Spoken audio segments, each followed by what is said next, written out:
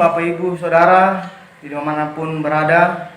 Kita bertemu hari ini dalam ibadah peringatan kenaikan Tuhan Yesus Kristus ke surga. Saya berharap Bapak Ibu Saudara dalam keadaan sehat dan penuh sukacita dalam mengikuti ibadah pada hari ini. Mari kita berdoa. Yesus Kristus, anak Allah yang hidup, terima kasih karena Engkau telah bangkit dan naik ke surga, memberikan kami jaminan keselamatan yang kekal. Segenap umat percaya hari ini beribadah memperingati kenaikan-Mu ke surga. Biarlah ibadah yang kami lakukan berkenan bagi Tuhan, dan firman-Mu menguatkan, memotivasi kami untuk hidup di dalam keselamatan dan hidup di dalam iman menanti kedatangan-Mu yang kedua.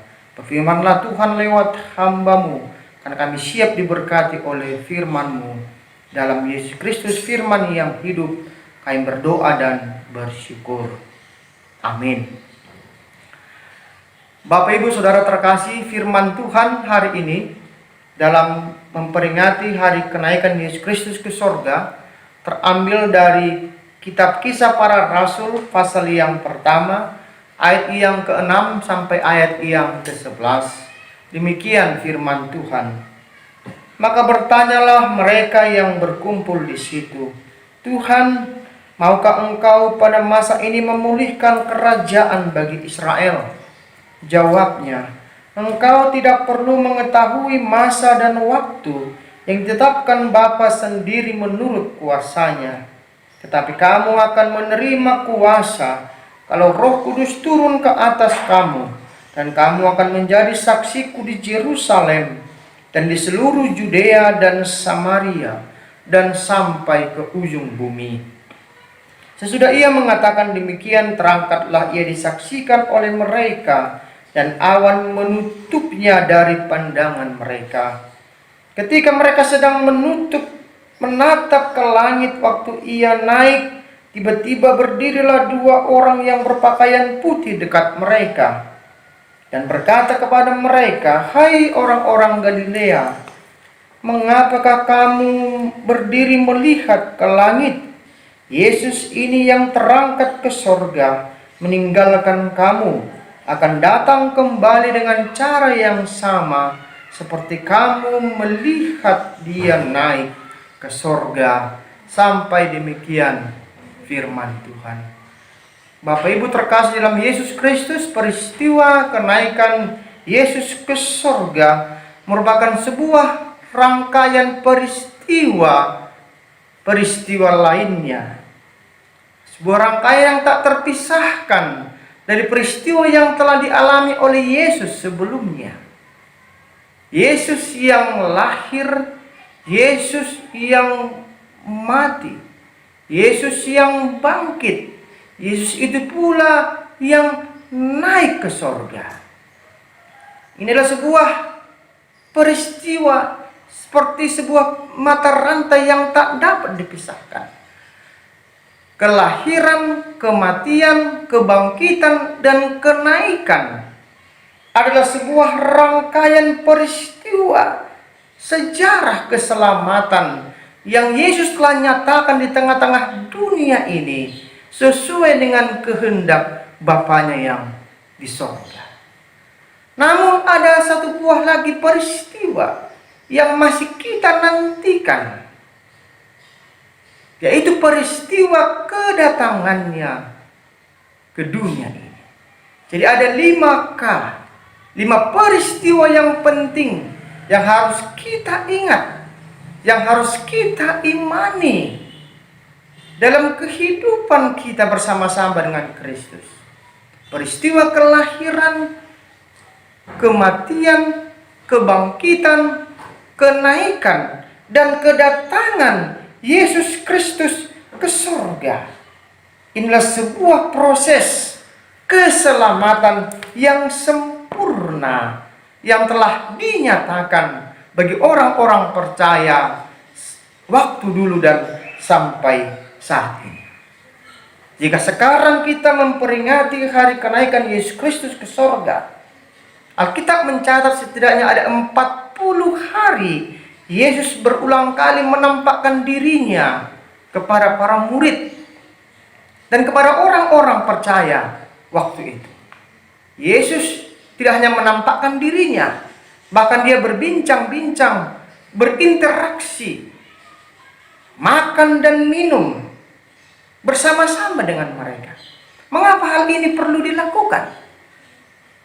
Karena Yesus ingin meneguhkan iman, meneguhkan semangat para murid dan orang percaya.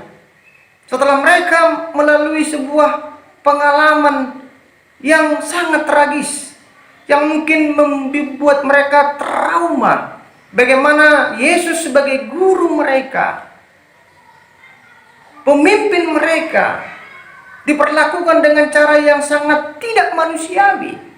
Secara psikologis mereka butuh dikuatkan, mereka perlu diteguhkan agar mereka memiliki semangat, keyakinan bahwa Yesus Kristus yang mati itu telah bangkit, bahwa Yesus Kristus guru mereka telah kembali bersama-sama dengan mereka. Dan penampakan Yesus kepada para murid ingin meneguhkan iman, memulihkan hati dan semangat para murid yang walaupun berita tentang kematian dan kebangkitannya sudah berulang kali disampaikan, diajarkan Yesus kepada para murid, namun ternyata para murid belum mengerti dan tidak memahami apa yang disampaikan oleh Yesus semasa hidupnya. Jemaat terkasih, memaknai kenaikan Yesus Kristus ke sorga, pada hari ini ada beberapa hal yang harus kita pahami, harus kita renungkan dalam konteks kehidupan kita saat ini. Yang pertama, kenaikan Tuhan Yesus ke sorga adalah bukti dari apa yang telah dikatakan dan dijanjikannya. Sampai saat ini masih ada perdebatan di tengah-tengah dunia ini, apakah Yesus betul-betul bangkit dan naik ke sorga? Apakah Yesus betul-betul bangkit dari kematian? Bahkan pada saat itu ada pandangan para murid, dikatakan mereka sedang berhalusinasi, mereka sedang berkhayal oleh karena kesedihan dan trauma yang mereka alami. Bapak Ibu Saudara, peristiwa kenaikan Yesus bisa dilakukan secara tersembunyi, secara pribadi antara Yesus dengan Bapanya di sorga, tanpa ada yang mengetahui. Namun, peristiwa kenaikan Yesus di sorga harus sebagai sebuah kenyataan yang disaksikan dan disampaikan kepada banyak orang, agar peristiwa itu tidak hanya dianggap sebagai sebuah dongeng, mitos, cerita, tapi peristiwa itu betul-betul terjadi, dan para murid yang berkumpul di situ menjadi saksi, menjadi bukti bahwa apa yang pernah dikatakan Yesus semasa pelayanannya terjadi. Kenaikannya ya dan amin, kebangkitannya, kenaikannya adalah bagian dari dasar keyakinan orang percaya sampai dengan saat ini. Yang kedua, Bapak Ibu Saudara, kenaikan Tuhan Yesus ke surga memberikan kuasa untuk bersaksi atau mengabarkan Injil. Kita tahu kenaikan Yesus ke surga pada hari ini akan ditlanjuti dengan peristiwa yang lain, yaitu hari Pentakosta, hari turunnya Roh Kudus. 10 hari setelah hari ini kita akan memperingati hari Pentakosta, di mana Roh Kudus turun dari sorga. Roh yang dijanjikan untuk memberikan kuasa dan kekuatan kepada para murid untuk bersaksi dan memberitakan Injil tentang keselamatan. Ayat 8 berkata, tetapi kamu akan menerima kuasa kalau Roh Kudus turun ke atas kamu, dan kamu akan menjadi saksiku di Yerusalem dan di seluruh Yudea dan Samaria dan sampai ke ujung bumi. Jadi para murid dan orang percaya dipanggil tidak hanya cukup percaya, namun para murid, orang percaya dipanggil untuk menjadi saksi dan memberitakan iman mereka. Dan mereka dipersenjatai dengan Roh Kudus yang memberikan kekuatan, keteguhan untuk melakukan misi. Karena Roh Kudus memberikan mereka hikmat, memberikan mereka pengertian untuk melakukan tugasnya. Karena tugas bermisi memberitakan Injil bukanlah peristiwa, bukanlah misi yang mudah, bukanlah misi yang sementara, bukanlah misi yang hanya di sebagian tempat, tapi memberitakan Injil, menyatakan keselamatan adalah misi yang menemukan banyak tantangan, banyak pergumulan. Misi yang dilakukan di seluruh dunia dan misi yang dilakukan sepanjang masa. Inilah misi para murid. Inilah misi orang percaya. Inilah misi orang Kristen. Inilah misi tugas kita. Tugas yang harus ditindaklanjuti. Karena perintah itu diberikan kepada semua orang yang menerima Kristus sebagai juru selamat, dan Roh Kudus turun kepada orang-orang yang mempercayai Yesus Kristus sebagai Tuhan dan juru selamatnya.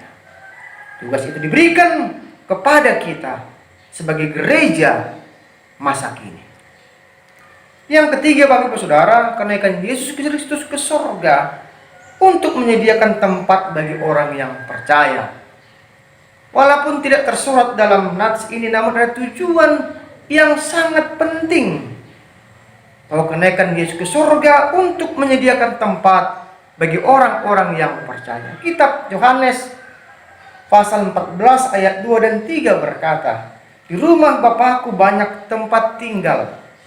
Jika tidak demikian, tentu aku mengatakannya kepadamu, sebab aku pergi ke situ untuk menyediakan tempat bagimu.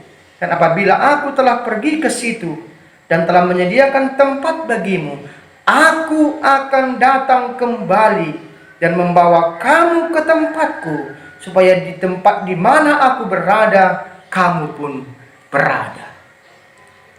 Surga adalah tempat tinggal abadi bagi orang yang percaya dan menerima keselamatan itu. Dan Yesus menyediakan tempat abadi bagi kita, bagi saudara, bagi saya, bagi semua orang percaya yang menerima Kristus sebagai Tuhan dan Juru Selamat. Ini adalah jaminan keselamatan. Yesus naik ke surga sebagai memastikan kita memiliki tempat di surga bersama-sama dengan Dia. Yang dikatakan di ayat yang ke-11 firman ini, Bapak Ibu Saudara, dan berkata kepada mereka, "Hai orang-orang Galilea, mengapakah kamu berdiri melihat ke langit? Yesus ini yang terangkat ke surga meninggalkan kamu akan datang kembali dengan cara yang sama seperti kamu melihat Dia naik ke surga." Ini janji Tuhan. Jika para murid melihat Yesus naik ke surga, maka sekarang ini kita para murid, kita orang percaya akan melihat Dia turun dari surga dan membawa kita bersama-sama dengan Dia ke rumah Bapa di surga pada saatnya nanti. Ini sebuah jaminan, ini sebuah kepastian bahwa keselamatan, kehidupan kekal menjadi milik kita. Jemaat terkasih, peringatan hari kenaikan Yesus Kristus ke surga masih kita rayakan dengan suasana kecemasan.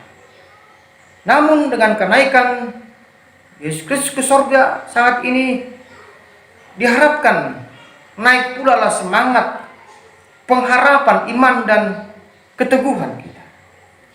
Naik pula kasih, kebersamaan, persaudaraan di antara kita. Itulah makna kenaikannya. Itulah tugas orang-orang percaya memaknai dan hidup di dalam kasih-Nya. selamat memaknai hari kenaikan Yesus Kristus ke sorga dan menantikan kedatangannya menjemput orang-orang yang percaya. Tuhan memberkati firman-Nya. Amin.